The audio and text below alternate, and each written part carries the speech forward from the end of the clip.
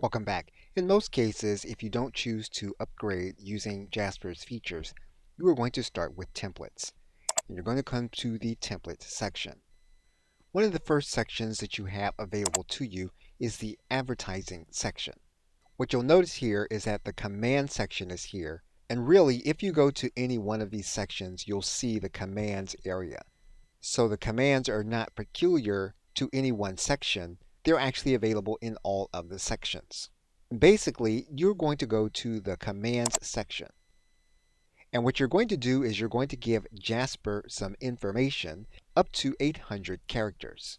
Once you have given Jasper background information, you will then write a command for Jasper to write some kind of content for you. You'll determine the language that you want.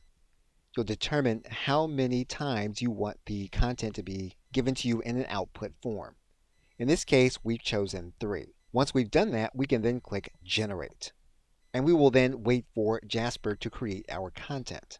You will then see your different levels of output. And you can choose the one that you like best.